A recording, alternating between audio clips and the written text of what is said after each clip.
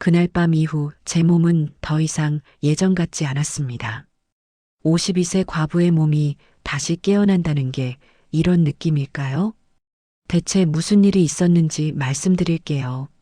모든 건 석 달 전 그 한의원에 간 날부터 시작되었어요. 이야기를 시작하기 전 좋아요와 구독 알림 설정 부탁드립니다. 감사합니다. 창밖으로 가을비가 내리고 있었습니다.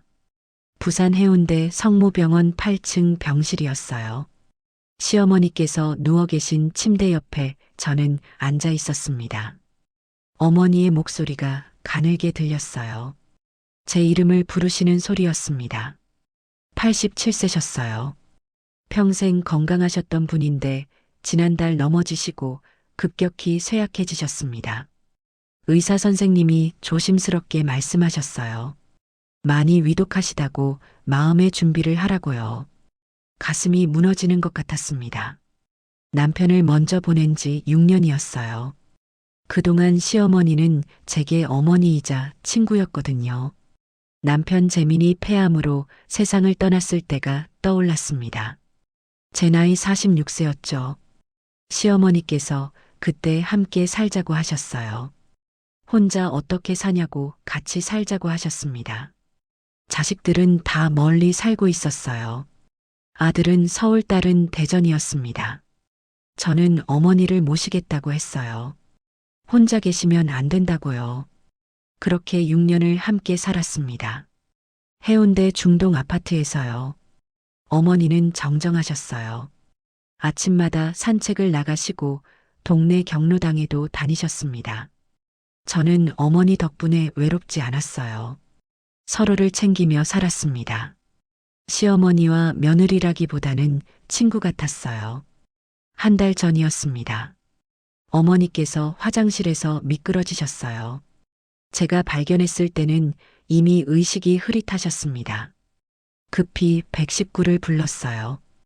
골반 골절이라고 했습니다. 수술해야 하는데 연세가 많으셔서 위험 부담이 있다고요. 가슴이 철렁했습니다. 그래도 수술을 해달라고 했어요. 어머니를 살려달라고 간청했습니다. 수술은 성공했어요. 하지만 회복이 더뎠습니다. 점점 기력을 잃어가셨어요. 어머니께서 말씀하셨습니다. 이제 오래 못 살 것 같다고요. 저는 금방 좋아지실 거라고 했지만 어머니 눈빛은 달랐어요. 이게 마지막이라는 걸 아시는 눈빛이었습니다. 오늘이 사흘째 밤이었어요. 의사 선생님이 조심스럽게 말씀하셨습니다. 이제 얼마 남지 않으셨다고 가족들 부르라고 하셨어요. 아들과 딸에게 연락했습니다. 아들은 급히 KTX를 타고 오고 있었고 딸은 이미 도착해서 복도에 있었어요. 병실 문을 열고 들어갔습니다. 어머니께서 가느다란 눈을 뜨고 계셨어요. 제 이름을 부르셨습니다. 어머니의 손을 잡았어요. 차갑고 말라 있었습니다. 한 달 사이에 손이 이렇게 야위셨다니요. 가까이 오라고 하셨어요. 귀를 바짝 대야 할 정도로 목소리가 작았습니다. 어머니께서 말씀하셨어요. 가기 전에 꼭 해야 할 말이 있다고요. 송정동 한의원의 오태준 선생을 만나보라고 하셨습니다. 처음 듣는 이름이었어요. 누구냐고 여쭤봤습니다. 어머니의 눈에 눈물이 고였어요. 그분한테 평생 미안했다고 하셨습니다. 옛날에 아는 사람이었다고요. 목소리가 점점 약해졌습니다. 그분 어머니하고 50년 친구였다고 하셨어요. 어머니께 그런 친구가 계셨는지 저는 몰랐습니다. 그분 어머니가 돌아가시기 전에 부탁을 했다고 하셨어요. 아들을 부탁한다고 좀 도와달라고요. 어머니의 숨소리가 거칠어졌습니다. 평생 혼자 살 것 같아서 걱정된다고 그러셨대요. 왜 혼자 사셨는지 여쭤봤습니다. 나중에 알게 될 거라고 하셨어요. 만나보면 안다고요. 어머니께서 제 손을 더 꼭 잡으셨어요. 힘이 거의 없으셨지만요. 평생 미안했다고 하셨습니다. 그분 어머니한테 도와주지 못해서요. 좋은 사람도 소개해주지 못했다고요. 눈물이 흘렀습니다. 어머니께서 무슨 말씀을 하시는 건지 이해가 안 됐지만 그 간절함은 느껴졌어요. 그런데 생각했다고 하셨어요. 저라면 괜찮을 것 같다고요. 무슨 말씀인지 여쭤봤습니다. 어머니의 눈빛이 저를 똑바로 바라봤어요. 제가 마음이 넓은 사람이라고 하셨습니다. 편견도 없다고요. 그분을 만나보라고 하셨어요. 송정동 한의원 오태준 선생을요. 한 번만 만나보라고 간청하셨습니다. 어머니께서 숨을 몰아쉬셨어요. 약속하라고 하셨습니다. 약속해야 편히 갈 수 있다고요. 어머니의 간절한 눈빛이었습니다. 거절할 수가 없었어요. 약속하겠다고 했습니다. 만나보겠다고요. 어머니께서 고맙다고 하셨어요. 착한 아이라고요. 입가에 희미한 미소가 번졌습니다. 저는 말씀드렸어요. 아직 말씀하실 게 많으시니 기력 회복하시라고요. 어머니께서 고개를 저으셨습니다. 다 했다고 하셨어요. 6년 동안 같이 살아줘서 고맙다고 하셨습니다. 눈물이 멈추지 않았습니다. 당연한 거라고 말씀드렸어요. 어머니께서 제게 말씀하셨습니다. 저도 행복해야 한다고요. 혼자 늙지 말라고 하셨습니다. 약속 지키라고 하셨어요. 지키겠다고 했습니다. 어머니의 손에서 힘이 빠졌습니다. 의사 선생님과 간호사들이 급히 들어왔어요. 복도로 나왔습니다. 1시간 후 의사 선생님이 나오셨어요. 돌아가셨다고 하셨습니다. 무릎이 꺾였습니다. 장례식장에는 많은 사람들이 왔어요. 어머니께서 살아생전 얼마나 좋은 분이셨는지 알 수 있었습니다. 조문객들의 위로가 이어졌어요. 사흘 동안 장례를 치렀습니다. 정신없이 지나갔어요. 마지막 날 영정을 모시고 화장장으로 향했습니다. 마음속으로 말씀드렸어요. 편히 쉬시라고요. 그리고 약속은 지키겠다고 했습니다. 오태준 선생을 꼭 만나보겠다고요. 하지만 아직은 몰랐습니다. 어머니의 유언이 제 인생을 완전히 바꿔놓을 거라는 걸요. 그리고 오태준이라는 남자가 누구인지도요. 왜 어머니께서 그토록 미안해 하셨는지도요. 모든 건 그를 만나고 나서야 알게 되었습니다. 52세 과부 6년 차인 제가 다시 사랑을 느끼게 될 거라고는 아직은 상상도 못했습니다. 어머니 장례를 치르고 한 달이 지났습니다. 텅 빈 아파트에 혼자 있으니 모든 게 낯설었어요. 소파에 앉아 있으면 어머니가 계시던 자리가 자꾸 눈에 밟혔습니다. 어머니의 목소리가 들리는 것 같았어요. 하지만 돌아보면 아무도 없었죠. 거실이 너무 조용했습니다. TV를 켜놔도 혼자였어요. 어느 날 저녁 어머니 방을 정리하기 시작했습니다. 서랍을 열었더니 낡은 상자가 나왔어요. 편지들이 가득 들어 있었습니다. 하나를 꺼내 읽어봤어요. 유정숙이라는 이름이 적혀 있었습니다. 오태준 선생 어머니 이름이었어요. 편지 내용은 아들 걱정이었습니다. 또 혼자 저녁 먹더라는 내용이요. 40이 넘었는데 장가는 언제 가냐고 걱정하는 글이었어요. 다른 편지들도 읽어봤습니다. 모두 아들 이야기였어요. 선 보는데 여자가 거절했다는 내용도 있었습니다. 이유도 말해주지 않았다고요. 마음이 아파서 밥이 안 넘어간다고 쓰여 있었어요. 편지를 읽으면서 가슴이 아팠습니다. 유 여사님이 얼마나 아들 걱정을 하셨는지 느껴졌어요. 제일 마지막 편지는 5년 전 것이었습니다. 이제 오래 못 살 것 같다는 내용이었어요. 폐렴이 심해졌다고요. 죽기 전에 아들 장가 보내는 게 소원이라고 했습니다. 부탁이 적혀 있었어요. 좋은 사람 있으면 소개해 달라고요. 아들이 착한 애인데 그냥 몸이 좀 특이해서 그렇다고 했습니다. 몸이 특이하다는 게 무슨 뜻일까요? 그 아래 어머니가 쓰신 답장이 연필로 적혀 있었어요. 미안하다고 쓰여 있었습니다. 도와주고 싶은데 마땅한 사람이 없다고요. 그런데 혹시 며느리는 어떻겠냐고 물어보셨더라고요. 지금은 남편이 있지만 만약 나중에 혼자 되면요. 며느리는 마음이 넓은 사람이라고 쓰여 있었습니다. 편견도 없다고요. 손이 떨렸습니다. 어머니께서 5년 전부터 이미 생각하고 계셨구나 싶었어요. 편지를 다 읽고 나니 어머니의 마지막 유언이 이해되었습니다. 친구에게 한 약속을 지키고 싶으셨던 거예요. 그날 밤 결심했습니다. 어머니 약속을 지키러 가야겠다고요. 딸 지영이에게 전화했습니다. 송정으로 좀 내려가 볼 거라고 했어요. 지영이가 물었습니다. 왜 갑자기 가냐고요? 할머니 유언이 있으셔서 그렇다고 했습니다. 할머니 친구분 아들을 만나보라고 하셨다고요. 지영이가 놀란 목소리로 물었어요. 설마 그런 거냐고요? 아니라고 했습니다. 그냥 인사만 드리려고 간다고요. 사실은 저도 잘 모르겠었어요. 왜 가는지요? 일주일 후 기차표를 끊었습니다. 52세의 새로운 곳으로 떠나는 여행이었어요. 설레면서도 두려웠습니다. 역에 도착하니 바다 냄새가 났어요. 짠내가 섞인 봄바람이었죠. 택시를 타고 어머니 편지에 적혀 있던 주소로 향했습니다. 20분쯤 달렸을까요?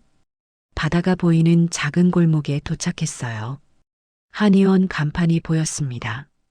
택시에서 내려 주변을 둘러봤어요. 조용한 동네였습니다. 관광객들로 붐비는 해변가는 달리 한적했어요.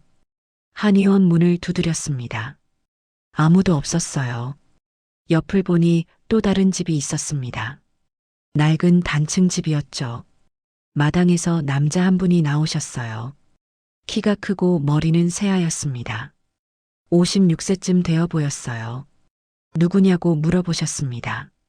낮고 차분한 목소리였어요. 저는 한의원을 찾는다고 했습니다. 오태준 선생님 댁이 어디냐고 여쭤봤어요. 남자분이 저를 보며 말씀하셨습니다. 본인이 오태준이라고요. 심장이 쿵하고 뛰었습니다. 이 사람이 그 사람이구나 싶었어요. 저는 인사를 드렸습니다. 이경이라고 자기소개를 했어요. 박숙자 어머니 며느리라고 했습니다. 순간 오태준 선생님의 표정이 변했어요. 박 여사님 며느리냐고 물어보셨습니다. 내 어머님은 어떻게 지내시냐고 물으셨어요. 말하기가 힘들었습니다. 한 달 전에 돌아가셨다고 했어요. 오태준 선생님의 얼굴이 굳어졌습니다. 그러셨냐고 하셨어요. 잠시 침묵이 흘렀습니다. 들어오라고 하셨어요. 여기서 서 있지 말라고요. 고맙다고 인사했습니다. 집안은 깔끔했어요. 혼자 사는 남자 집 같지 않게 정돈이 잘 되어 있었습니다. 앉으라고 하셨어요. 차라도 한 잔 드리겠다고 하셨습니다. 감사하다고 했습니다. 오태준 선생님이 주방으로 가서 차를 끓이셨어요. 거실을 둘러봤습니다. 책장에 책들이 빼곡했어요. 한의학 서적들이 보였고 사진들도 걸려 있었죠. 따뜻한 차를 건네받았습니다. 박 여사님이 어머니 친구셨다고 하셨어요. 60년 넘게 친구셨다고 했습니다. 제 어머니가 돌아가신 지 5년 됐다고 하셨어요. 박 여사님한테 정말 감사했다고요. 오태준 선생님의 목소리가 떨렸습니다. 저는 말씀드렸어요. 어머니께서 돌아가시기 전에 제게 말씀하셨다고요. 오태준 선생님을 만나보라고 하셨다고 했습니다. 오태준 선생님이 놀란 표정으로 저를 봤어요. 그렇게까지 하셨냐고 물으셨습니다. 내 마지막 유언이었다고 했어요. 죄송하다고 하셨습니다. 본인 때문에 그러셨다고요. 아니라고 했습니다. 어머니께서 하고 싶으셨던 말씀이라고요. 어머니도 평생 걱정만 하시다 돌아가셨다고 하셨어요. 아들 장가 못 보내고요. 오태준 선생님의 목소리가 쓸쓸했습니다. 저는 조심스럽게 여쭤봤어요. 왜 결혼 안 하셨냐고요? 못한 거라고 하셨습니다. 안 한 게 아니라요. 이유를 여쭤봤습니다. 좋으신 분 같은데 왜 그러셨냐고요. 오태준 선생님이 잠시 망설이셨습니다. 평생 혼자 산 이유가 있다고 하셨어요. 말씀해 주실 수 있냐고 여쭤봤습니다. 지금은 말하기 어렵다고 하셨어요. 괜찮다고 했습니다. 편하실 때 말씀하시라고요. 오태준 선생님이 고마운 표정으로 저를 봤어요. 참 다정하시다고 하셨습니다. 그냥 궁금해서 그렇다고 했어요. 어머니께서 그렇게까지 신경 쓰신 이유가 있을 것 같아서요. 본인이 남들과 좀 다르다고 하셨습니다. 어떻게 다른지 여쭤봤어요. 한의사로서 그 부분이요. 목소리가 작아지셨습니다. 좀 특이하다고요. 순간 무슨 말인지 이해가 안 됐습니다. 특이한 게 문제가 되냐고 여쭤봤어요. 큰 문제라고 하셨습니다. 오태준 선생님이 쓸쓸하게 웃으셨어요. 그날 저녁 근처 작은 펜션에 방을 잡았습니다. 내일 돌아갈 생각이었죠. 하지만 이상했어요. 쉽게 잠이 오지 않았습니다. 오태준 선생님 얼굴이 자꾸 떠올랐어요. 외로워 보였습니다. 저처럼요. 다음 날 아침 일찍 일어나 바닷가를 걸었어요. 해변은 아침 햇살이 예뻤습니다. 걷다가 오태준 선생님을 봤어요. 마당에 서서 바다를 바라보고 계셨습니다. 멍하니 오랫동안요. 저 사람도 외로운가 싶었어요. 문득 그런 생각이 들었습니다. 돌아가는 대신 근처 부동산에 들렀어요. 이 근처에 월세방이 있냐고 물어봤습니다. 한의원에서 걸어서 5분 거리에 작은 원룸이 있었어요. 여기로 하겠다고 했습니다. 계약금은 지금 드리겠다고요. 그렇게 저는 송정에 남기로 했어요. 왜인지는 잘 모르겠었습니다. 어머니 유언 때문이라고 생각했지만 사실은 제가 외로웠던 것 같아요. 그리고 오태준 선생님도요. 이사를 온 지 일주일이 지났습니다. 짐이 많지 않아서 트럭 한 대면 충분했어요. 딸 지영이가 걱정스럽게 물었습니다. 정말 거기서 살 거냐고요. 잠깐 쉬고 싶다고 했어요. 바다가 보고 싶어서 그런다고 했습니다. 거짓말이었어요. 저도 정확히는 몰랐지만 오태준 선생님이 신경 쓰였습니다. 이사 온 첫날 저녁 마당에 나왔어요. 옆집에서 불빛이 보였습니다. 오태준 선생님 집이었어요. 선생님도 마당에 나와 계셨습니다. 역시 바다를 보고 계셨죠. 저는 먼저 인사했습니다. 선생님이 고개를 돌리셨어요. 이사 오셨냐고 물으셨습니다. 내 근처에 방을 얻었다고 했어요. 그러셨냐고 하셨습니다. 어색한 침묵이 흘렀어요. 저는 용기를 내서 물었습니다. 차라도 한잔 하실 거냐고요. 지금이냐고 물으셨습니다. 괜찮으시면 그러자고 했어요. 오태준 선생님이 잠시 망설이시더니 고개를 끄덕이셨습니다. 좋다고 하셨어요. 그렇게 두 번째 만남이 시작되었습니다. 아직은 어색했지만 뭔가 통하는 게 있었어요. 같은 외로움이었을까요? 그날 이후로 자주 만나게 되었습니다. 처음에는 일주일에 한 번 정도 차를 마셨어요. 때로는 제 집에서 때로는 선생님 집에서요. 오태준 선생님은 차를 정말 잘 내리셨습니다. 손님이 오면 꼭 차를 준비하셨어요. 어디서 배우셨냐고 여쭤봤습니다. 혼자 사니까 취미가 필요해서 배웠다고 하셨어요. 책 보고 독학하셨다고요. 선생님은 모든 걸 혼자 잘하셨습니다. 요리도 잘하시고 청소도 깔끔하게 하셨어요. 함께 시간을 보낼수록 선생님에 대해 더 알게 되었습니다. 조용하지만 따뜻한 사람이었어요. 말은 많지 않지만 배려심이 깊은 분이셨습니다. 어느 날 제 집 싱크대가 막혔을 때도 선생님이 와서 고쳐주셨어요. 본인이 한번 봐드리겠다고 하셨습니다.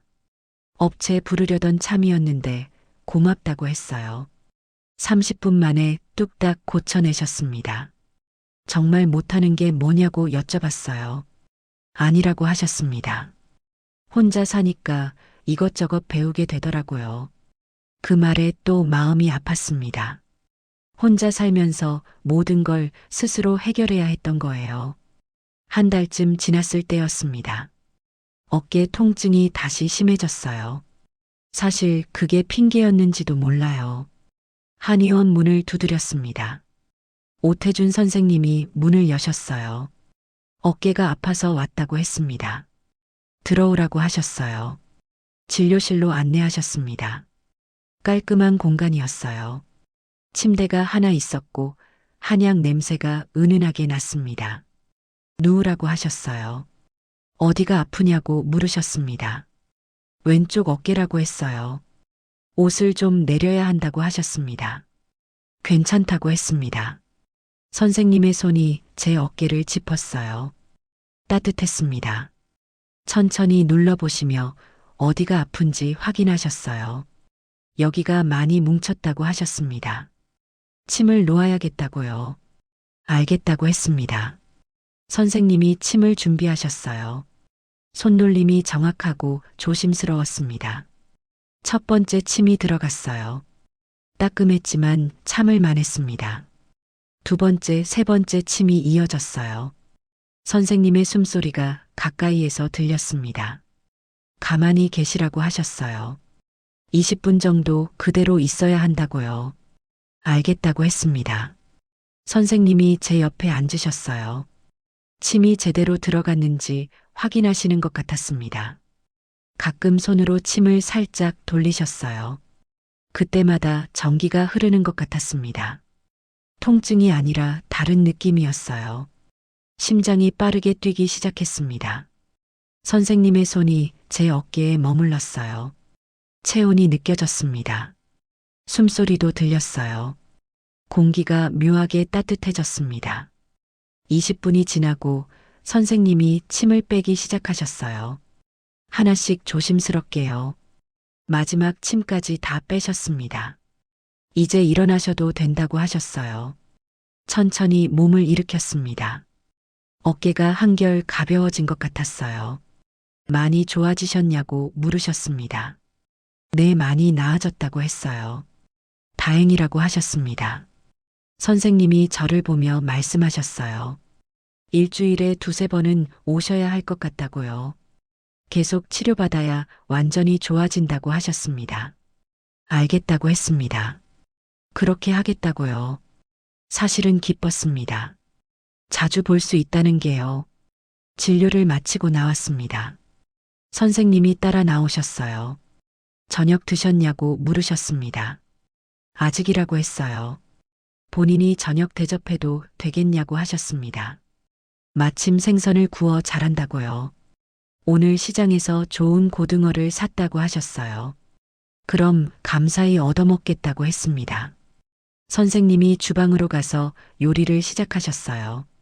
능숙한 손놀림이었습니다. 고등어 굽는 냄새가 퍼졌어요. 구수하고 고소했습니다. 30분 후 상이 차려졌어요. 고등어구이, 된장찌개, 여러 반찬들이 나왔습니다. 혼자 사는 남자가 만들었다고는 믿기지 않을 정도로 정갈했어요. 함께 밥을 먹었습니다. 정말 맛있었어요. 요리 정말 잘하신다고 했습니다. 고맙다고 하셨어요. 오랜만에 누구랑 같이 먹으니 좋다고 하셨습니다. 저도 그렇다고 했어요. 혼자 먹는 게 익숙했는데 이렇게 함께 먹으니 밥맛이 난다고요. 선생님도 혼자 사신 지 오래되셨다고 하셨습니다. 네, 힘드셨겠다고 했어요. 처음에는 힘들었다고 하셨습니다. 근데 익숙해지더라고요. 선생님의 목소리가 쓸쓸했어요. 저는 조심스럽게 물었습니다. 정말 결혼 생각 안 해보셨냐고요? 해봤다고 하셨습니다. 젊었을 때 한번 해보려고 했다고요. 그런데 안 됐다고 하셨어요. 왜 안 됐냐고 여쭤봤습니다. 선생님이 한참을 망설이셨습니다. 말씀하시기 힘든 것 같았어요. 괜찮다고 했습니다. 말씀 안 하셔도 된다고요. 아니라고 하셨어요. 저한테는 말씀드리고 싶다고 하셨습니다. 선생님이 창밖을 바라보며 말씀하셨어요. 본인이 남들과 좀 다르다고요. 한의사로서 그 부분이 너무 크다고 하셨습니다. 순간 무슨 말인지 이해가 안 됐어요. 크다는 게 문제가 되냐고 여쭤봤습니다. 큰 문제라고 하셨어요. 선생님이 쓸쓸하게 웃으셨습니다. 30살 때 중매로 한번 만났다고 하셨어요. 서로 마음에 들어서 결혼 날짜까지 잡았다고요. 그런데 첫날 밤에 상대가 보고는 겁을 먹었다고 하셨습니다. 안 된다고 무섭다고 했다고요. 다음 날 아침 파혼 통보를 받았다고 하셨어요. 가슴이 아팠습니다. 얼마나 상처를 받으셨을까요? 그 후로는 여자를 멀리했다고 하셨어요. 차라리 혼자 사는 게 나았다고요. 또 상처받기 싫었다고 하셨습니다. 어머니만 평생 걱정하시다가 돌아가셨다고요. 선생님의 눈가가 붉어졌습니다. 힘드셨겠다고 했어요. 괜찮다고 하셨습니다. 이미 오래전 일이라고요. 하지만 목소리에 슬픔이 묻어났어요. 잠시 침묵이 흘렀습니다. 선생님이 조심스럽게 물으셨어요. 놀라지 않았냐고요. 이상하게 생각하지 않냐고요. 아니라고 했습니다. 진심이었어요. 사실 궁금하긴 하다고 솔직하게 말했습니다. 정말 그렇게 다른 건지요. 선생님이 당황한 표정으로 저를 보셨어요. 저도 얼굴이 빨개졌습니다. 52세에 이런 대화를 할 줄은 몰랐다고 했어요. 선생님도 56세에 이런 얘기를 할 줄은 몰랐다고 하셨습니다. 우리는 서로 보며 웃었어요. 어색하지만 솔직한 웃음이었죠. 선생님이 물으셨습니다.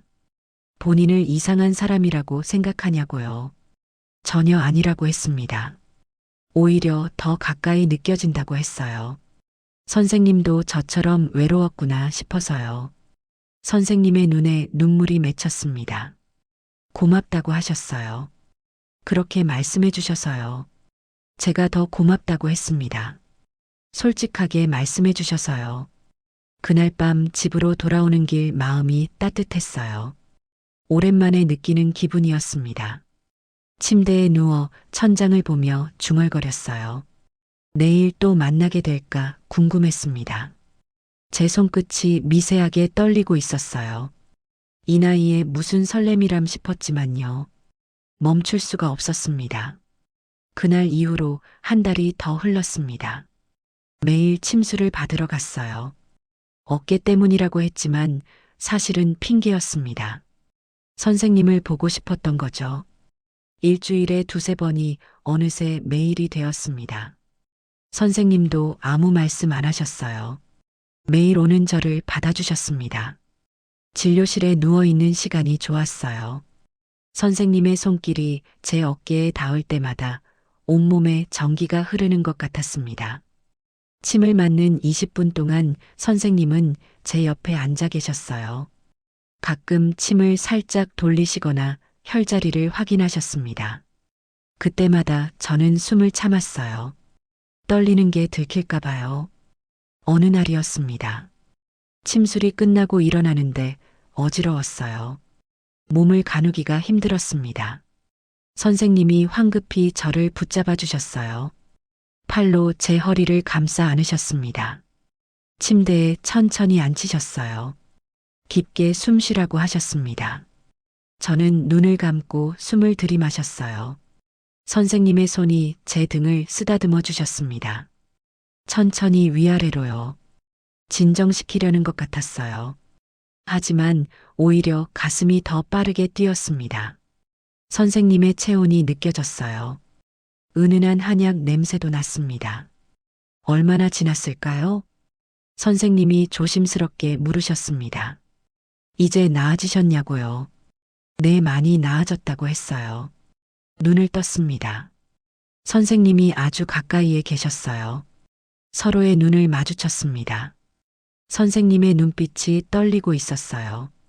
저도 마찬가지였을 거예요. 선생님이 천천히 손을 빼셨습니다.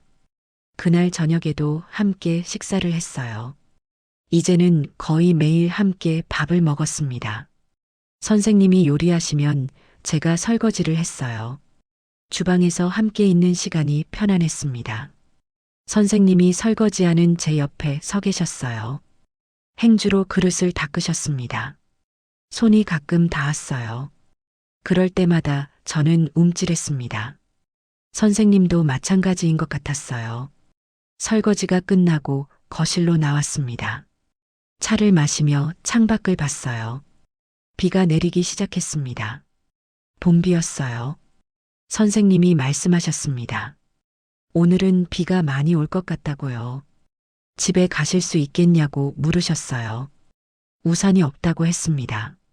선생님이 우산을 빌려주시겠다고 하셨어요. 하지만 비가 점점 거세졌습니다. 창밖을 보니 폭우였어요. 이건 우산으로 안 되겠다 싶었습니다. 선생님도 걱정스러운 표정이셨어요. 조금 기다리시라고 하셨습니다. 곧 그칠 거라고요. 하지만 비는 그치지 않았어요. 1시간이 지나도 2시간이 지나도요. 밤이 깊어졌습니다. 선생님이 조심스럽게 말씀하셨어요. 오늘은 여기서 주무시는 게 어떻겠냐고요. 객실이 하나 있다고 하셨습니다. 폐가 될 것 같다고 했어요. 아니라고 하셨습니다. 오히려 이 비에 나가시면 위험하다고요. 선생님이 객실을 준비해 주셨어요. 깨끗한 이불과 베개를 갖다 놓으셨습니다. 편히 쉬라고 하셨어요. 밤늦은 시간이었습니다. 샤워를 하고 싶었어요. 선생님께 말씀드렸습니다. 그러시라고 하셨어요. 수건과 옷을 준비해 주셨습니다. 선생님 옷이었어요. 큰 티셔츠와 면바지였습니다. 욕실에 들어가 따뜻한 물로 샤워를 했어요. 몸이 녹는 것 같았습니다. 샤워를 마치고 선생님이 준 옷을 입었어요.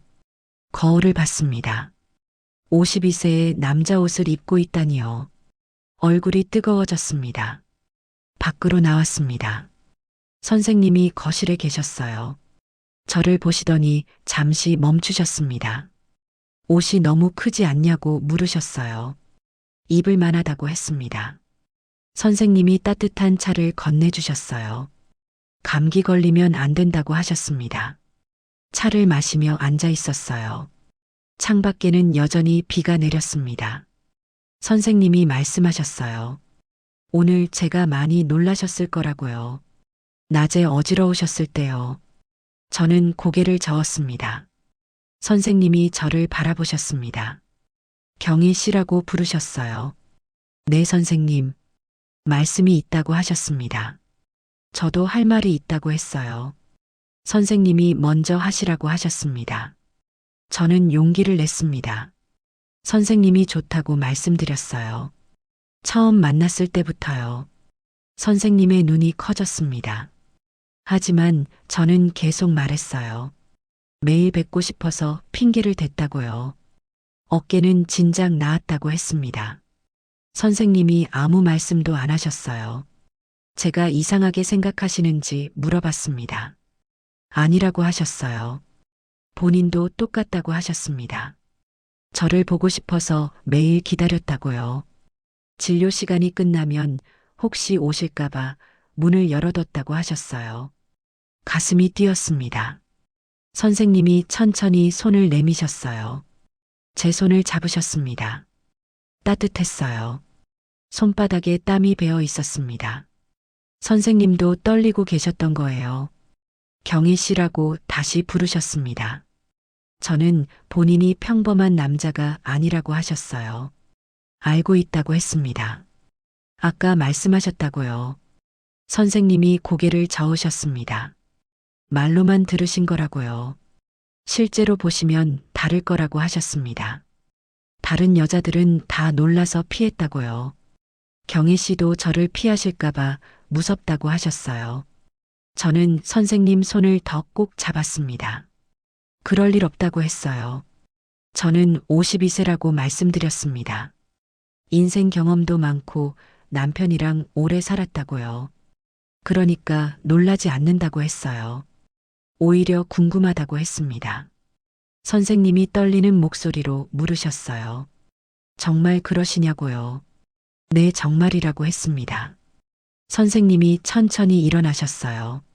저도 일어났습니다. 선생님이 제 손을 이끌어 방으로 향하셨어요. 조심스럽고 떨리는 걸음이었습니다. 저도 마찬가지였어요. 방문을 닫으셨습니다. 창밖으로 빗소리만 들렸어요. 선생님이 저를 안아주셨습니다. 제 머리가 선생님 가슴에 닿았어요. 심장 소리가 들렸습니다. 빠르게 뛰고 있었어요. 저도 마찬가지였습니다.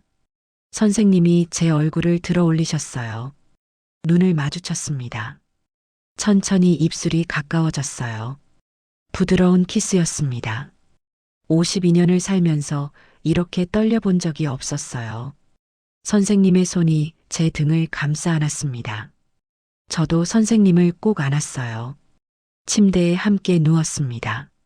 선생님이 계속 물으셨어요. 정말 이래도 되냐고요? 저는 고개를 끄덕였습니다. 옷이 벗겨졌어요. 서로의 체온이 느껴졌습니다.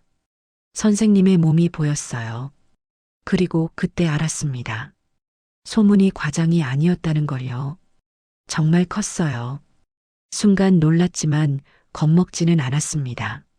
선생님이 불안한 표정으로 저를 보셨어요. 저는 손으로 선생님 얼굴을 어루만졌습니다. 천천히 하면 된다고 했어요. 선생님이 정말 천천히 시작하셨어요. 조심스럽게, 아주 조심스럽게요. 계속 물으셨습니다. 아프지 않냐고요. 처음에는 낯설었어요. 남편과도 이렇지 않았거든요. 하지만 시간을 충분히 주면서 천천히 하시니까요. 점점 익숙해졌습니다. 그리고 놀라운 일이 일어났어요. 완벽하게 맞았습니다. 처음 느끼는 감각이었어요. 선생님도 놀란 표정이셨습니다. 정말 이래도 되냐고 또 물으셨어요. 저는 선생님 손을 꼭 잡았습니다. 이대로 계속하라고 했어요. 선생님의 눈에 눈물이 맺혔습니다. 저도 선생님을 꼭 안았습니다. 창밖의 빗소리 속에서 우리는 서로를 느꼈어요. 26년 만에 처음 느끼는 감각이었습니다. 남편이 떠나고 6년 동안 잊고 살았던 감정들이 다시 깨어났어요. 선생님도 마찬가지였을 거예요. 56년을 살면서 처음으로 거부당하지 않은 거니까요. 시간이 얼마나 흘렀을까요? 끝나고 나서 선생님이 저를 꼭 안아주셨어요. 경희 씨라고 부르셨습니다. 평생 이런 경험 처음이라고 하셨어요. 저도 그렇다고 했습니다. 정말 좋았다고 솔직하게 말씀드렸어요. 선생님의 눈에서 눈물이 흘렀습니다. 정말이냐고 물으셨어요. 네, 진심이라고 했습니다. 선생님이 제 손을 입술에 가져다 대셨습니다. 키스하셨어요. 얼마나 오랫동안 상처받고 사셨을까요? 가슴이 아팠습니다. 이제 자신감 가지시라고 했어요. 다른 여자들이 뭐라 했든 저는 다르다고요. 저한테는 완벽했다고 말씀드렸습니다. 선생님이 저를 더 꼭 안았어요. 말은 없었지만 마음은 통했습니다. 52세와 56세에 찾은 인연이었지만 그 어느 때보다 진실하고 깊었습니다. 창밖에는 여전히 비가 내리고 있었어요. 하지만 우리는 따뜻했습니다. 서로의 체온으로요. 그날 밤 이후 우리는 매일 함께 있었습니다. 낮에는 한의원에서, 밤에는 선생님 집에서요. 이제는 제 집보다 선생님 집에 있는 시간이 더 많았어요. 행복했습니다. 52년을 살면서 이렇게 행복한 적이 없었어요. 하지만 동네 사람들의 시선은 곱지 않았습니다. 슈퍼에 갔을 때였어요. 사장님이 저를 보더니 말을 걸었습니다. 요즘 옆집 한의사 선생님이랑 친하게 지내신다면서요. 네, 가끔 차 마시고 그런다고 했어요. 사장님의 표정이 묘했습니다. 조심하시라고 하셨어요. 왜 그러냐고 여쭤봤습니다. 그 남자분 말이 있다던데요. 뭔가 문제가 있다고 하셨습니다. 무슨 문제냐고 물었어요. 글쎄, 자세히는 모르겠는데 옛날에 결혼하려다가 파혼당했다던데요. 첫날 밤에 여자가 도망갔다고 하셨습니다. 가슴이 철렁했어요. 선생님이 말씀하셨던 그 이야기요. 그게 30년도 더 된 얘기라고 했습니다. 그래도 불에 연기 나는 법이라고 하셨어요. 조심하시라고요. 슈퍼를 나오면서 기분이 좋지 않았습니다. 사람들이 선생님에 대해 그렇게 생각하고 있었구나요. 며칠 후 동네 경로당에 갔을 때였어요. 할머니 몇 분이 모여 이야기하고 있었습니다. 저기 새로운 서울 여자 말이야. 응, 이경희 씨요. 그 사람 한의사 선생님이랑 친하게 지내는데. 어머, 그 남자 조심해야 하는데. 맞아, 우리 집 남편이 그러는데 목욕탕에서 본 적 있대. 정말 크기가 보통이 아니래요. 어머, 그래서 여자들이 다 무서워했구나. 할머니들이 수군거렸어요. 저를 보고는 입을 다물었지만 이미 다 들었습니다. 경로당을 나오면서 화가 났어요. 사람들이 겉으로만 보고 판단하는 게요. 선생님이 얼마나 착한 사람인지도 모르면서요. 하지만 동시에 두렵기도 했습니다. 이런 소문 속에서 선생님과 계속 만날 수 있을까요? 그날 저녁 선생님께 말씀드렸습니다. 오늘 이상한 얘기를 들었다고요. 선생님에 대한 소문이라고 했어요. 선생님의 표정이 어두워졌습니다. 아, 그거 알고 계셨냐고 하셨어요. 네, 이 동네 사람들 다 안다고 하셨습니다. 본인 얘기요. 한숨을 쉬셨습니다. 그래서 더 밖에 안 나가려고 한다고 하셨어요. 사람들 만나는 게 불편해서요. 가슴이 아팠습니다. 저는 고개를 저었습니다. 그 사람들은 선생님을 몰라서 그런 거라고요. 선생님이 제 손을 잡아주셨어요. 하지만 경희 씨는 어떠시냐고 물으셨어요. 뭐가요? 저랑 친하게 지내시면 소문 날 텐데요. 저야 뭐 상관없다고 했어요. 사실은 조금 신경 쓰였습니다. 하지만 선생님한테 말할 수는 없었죠. 일주일 후였습니다. 딸 지영이에게서 전화가 왔어요. 다음 주에 부산 내려간다고 했습니다. 엄마 보러요. 어머, 정말이냐고 했어요. 오랜만에 보겠다고 했습니다. 근데 할 얘기가 있다고 하더라고요. 무슨 얘기냐고 물었습니다. 오빠가 말했다고 해요. 엄마 요즘 남자 만난다면서요. 심장이 철렁했습니다. 누가 그러냐고 했어요. 이모가 이모부한테 얘기했나 봐요. 이모가 오빠한테 전화했다고 했습니다. 엄마 진짜냐고 물었어요. 거짓말할 수 없었습니다. 그렇다고 했어요. 전화 너머로 한숨 소리가 들렸어요. 엄마 아빠 돌아가신 지 얼마나 됐다고요? 6년 됐다고 했습니다. 6년이 뭐가 길어요? 아빠한테 미안하지도 않아요? 지영이의 목소리가 높아졌습니다. 지영아, 엄마 얘기 좀 들어봐. 듣기 싫어요. 다음 주에 들어가면 직접 얘기해요. 전화가 끊겼습니다. 한숨이 나왔어요. 예상했던 반응이지만 막상 들으니 힘들었습니다. 선생님께 말씀드렸어요. 지영이가 다음 주에 들어온다고요. 그러시냐고 하셨습니다. 오랜만에 보시겠다고요. 근데 우리 관계를 알았다고 했어요. 선생님의 표정이 굳어졌습니다. 어떻게 반응했냐고 물으셨어요. 별로 좋아하지 않는 것 같다고 했습니다. 선생님이 고개를 끄덕이셨습니다.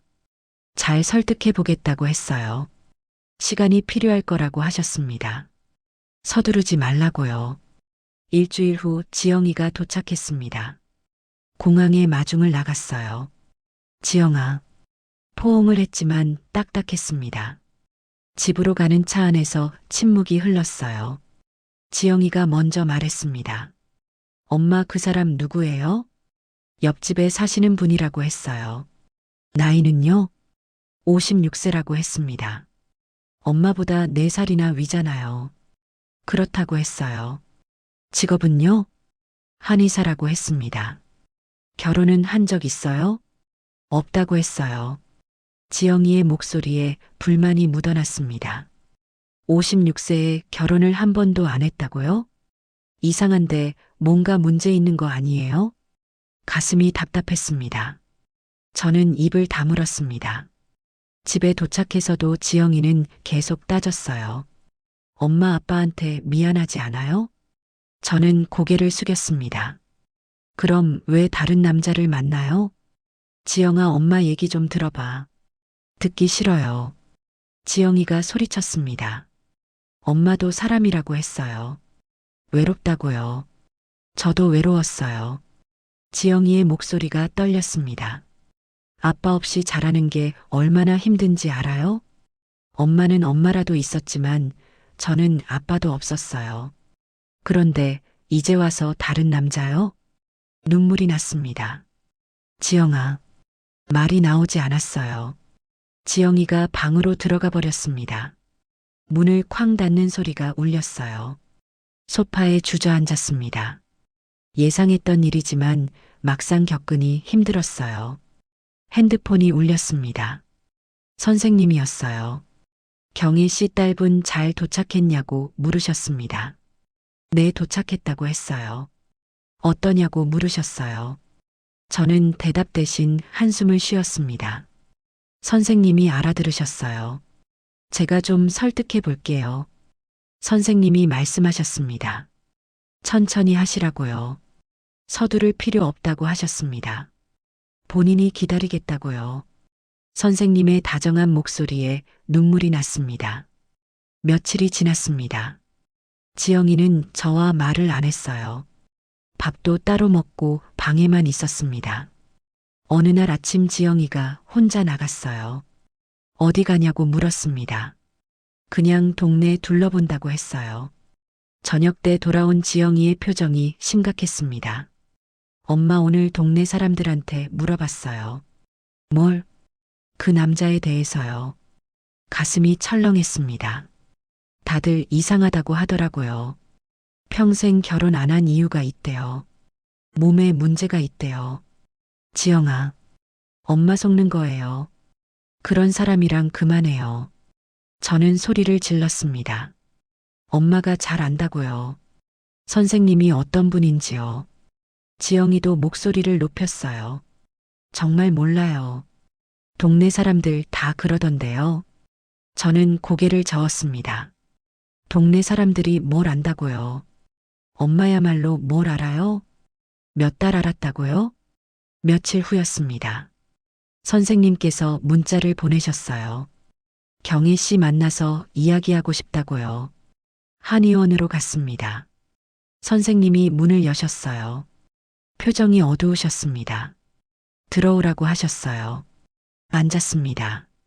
선생님이 말씀하셨어요. 경희 씨 딸분이 저를 찾아왔다고 하셨습니다. 뭐라고요? 어제 한의원에 왔다고 하셨어요. 지영이가요? 네, 본인 소개를 하더라고요. 경희 씨 딸이라고요. 그래서 뭐라고 하셨어요? 선생님이 한숨을 쉬셨습니다. 본인 때문에 경희 씨랑 딸 사이가 나빠졌다고요. 정말 죄송하다고 했다고 하셨습니다. 선생님, 그리고 말씀드렸다고 하셨어요. 경희 씨가 얼마나 외로웠는지요. 6년 동안 혼자 사시면서 얼마나 힘드셨는지요. 눈물이 났습니다. 딸분한테도 티 안 내고 버텨오셨다고 했다고 하셨어요. 선생님, 근데 경희 씨라고 부르셨습니다. 네요? 본인이 멀어지는 게 맞다고 하셨습니다. 뭐라고요? 당분간 안 만나겠다고 하셨어요. 저는 자리에서 벌떡 일어났습니다. 선생님, 무슨 말씀이세요? 경희 씨 힘들어 하시잖아요. 그건 제가 해결할 일이에요. 하지만 동네 소문도 있고 가족들도 반대하고요. 그래서 포기하시려고요? 선생님이 고개를 숙이셨습니다. 경희 씨가 상처받는 걸 보고 싶지 않다고 하셨어요. 눈물이 쏟아졌습니다. 선생님, 저한테 물어봐 줘야죠. 제 마음은요? 경희 씨, 내가 이제 와서 다시 시작하면 안 되나요? 울며 외쳤습니다. 52세면 안 돼요? 남편 없어진 지 6년 됐으면 안 돼요? 아니에요. 그런 게 아니라. 그럼 뭐예요? 저 때문에 경희 씨가 힘들어 하시는 게 싫다고요. 저는 선생님 앞으로 다가갔습니다. 힘든 건 선생님 없이 사는 거예요. 선생님의 눈에 눈물이 고였습니다.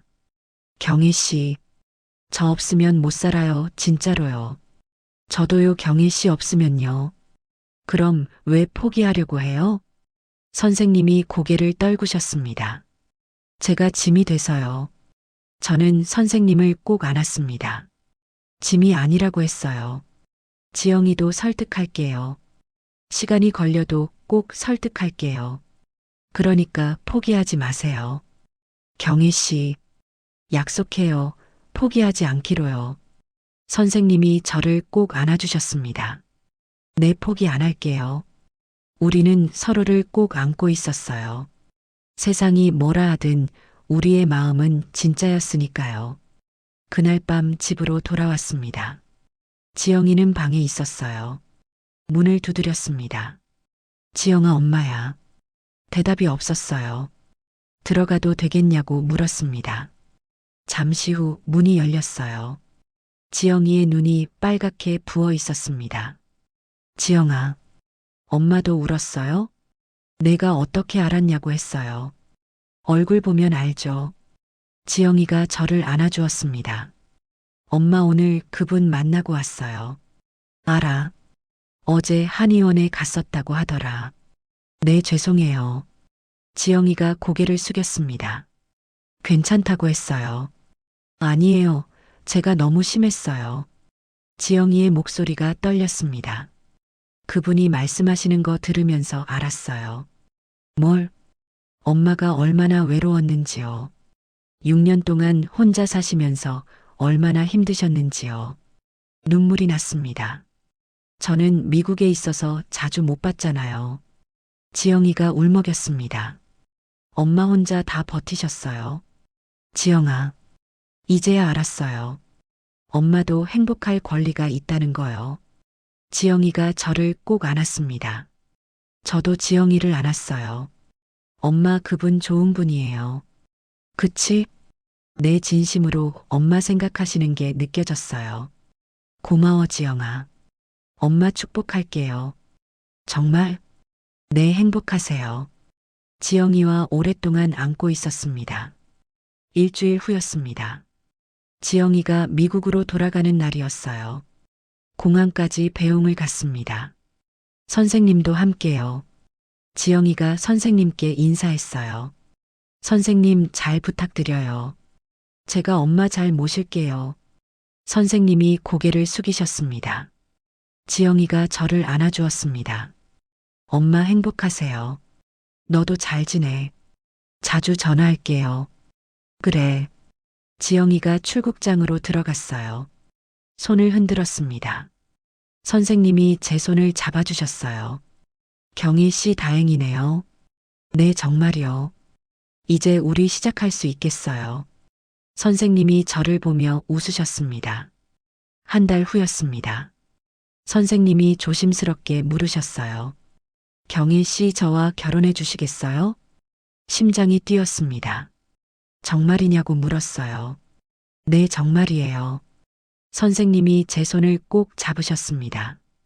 52세 늙은 과부지만 평생 함께하고 싶다고 하셨어요. 저도 그렇다고 했습니다. 56세 늙은 총각이지만 함께하고 싶다고요. 우리는 서로 보며 웃었습니다. 2달 후 우리는 결혼식을 올렸어요. 한의원 근처 작은 예식장에서 소박하게요. 지영이가 미국에서 일부러 왔습니다. 남편과 아이들까지 데리고요. 엄마, 오늘 정말 예뻐요. 고마워, 지영아. 하얀 드레스 대신 연한 분홍색 한복을 입었어요. 52세에 어울리는 우아한 한복이었습니다. 선생님도 한복을 입고 나오시니 정말 멋있었어요.